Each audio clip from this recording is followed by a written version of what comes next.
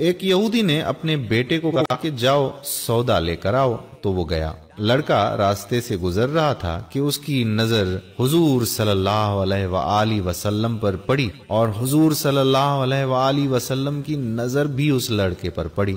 وہ وہیں بیٹھ گیا اور وہیں بیٹھا رہ گیا اور دیر ہو گئی۔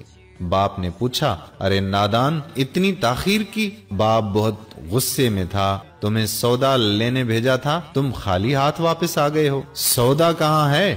بیٹا بولا، سودا تو میں خرید چکا ہوں۔ آہا، اللہ اکبر۔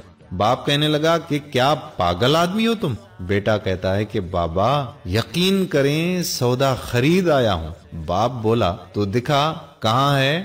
بیٹے نے کہا کہ کاش تیرے پاس وہ آنکھ ہوتی تو تجھے دکھاتا کہ میرا سودا کیا ہے۔ میرے بابا، میں تمہیں کیا بتاؤں، میں کیا سودا خرید لایا ہوں؟ باپ نے بولا کہ چل چھوڑ، رہنے دے۔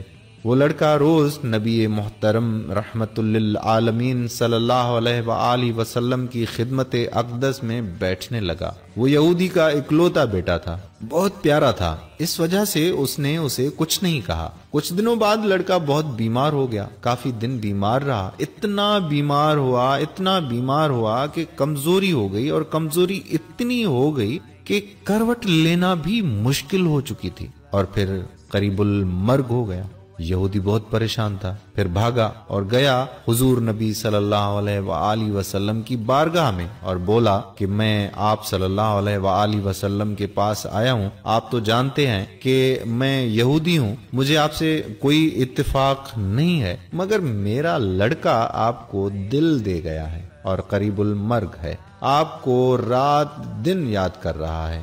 کیا یہ ممکن ہے کہ آپ صلی اللہ علیہ وآلہ وسلم اپنے اس دشمن کے گھر آ کر اپنے معشوق عاشق کو ایک نظر دیکھنا پسند کرو گے؟ آپ صلی اللہ علیہ وآلہ وسلم نے یہ نہیں فرمایا کہ میں جاؤں گا یا نہیں جاؤں گا۔ آپ صلی اللہ علیہ وآلہ وسلم نے فرمایا، ابو بکر اٹھو، عمر اٹھو، علی چلو چلیں، عثمان آؤ، باقی بھی جو سب ہیں چلیں، آپ کے عاشق کا دیدار ہم بھی کریں۔ یہودی کے گھر پہنچے تو لڑکے کی آنکھیں بند تھیں۔ حضور صلی اللہ علیہ وآلہ وسلم کا سراپا کرم ہی کرم تھا۔ لڑکے کی پیشانی پر آپ صلی اللہ علیہ وآلہ وسلم نے اپنا دست اقدس رکھا۔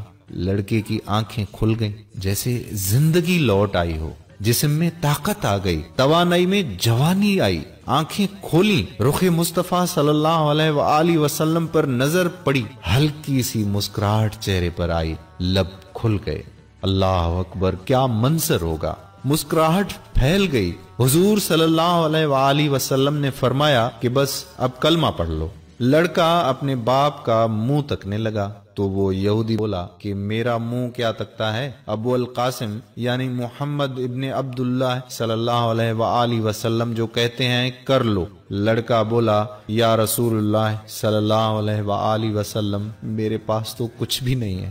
آپ صلی اللہ علیہ وآلہ وسلم نے فرمایا، بس تم کلمہ پڑھ لو، میں جانوں اور جنت جانے، تم میرے ہو، جاؤ، جنت بھی تو میری ہے، جنت میں لے جانا یہ میرا کام ہے۔ لڑکے نے کلمہ پڑھا، جب اس کے منہ سے نکلا محمد رسول اللہ، روح باہر نکل گئی، کلمے کا نور اندر چلا گیا، آنکھیں بند ہوئیں، لب خاموش ہوئے۔ انا للہ و انا الیہ راجعون۔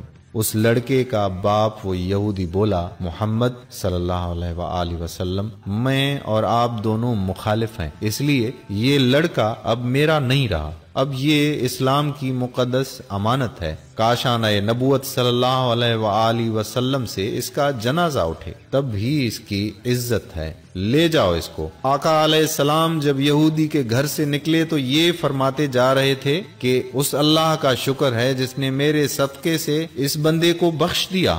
اللہ اکبر، کیا مقام ہوگا اس عاشق کی میت کا جس کو علی ابن ابی طالب، حضرت عثمان رضی اللہ تعالی عنہ، ابو بکر صدیق رضی اللہ تعالی عنہ، حضرت عمر بن خطاب رضی اللہ تعالی عنہ، بلال حبشی رضی اللہ تعالی عنہ جیسے مشہور شخصیات کندھا دے کر لے جا رہی ہوں، اور آگے آگے محمد صلی اللہ علیہ وآلہ وسلم ہوں۔ کیا مقام ہے اس عاشق کا!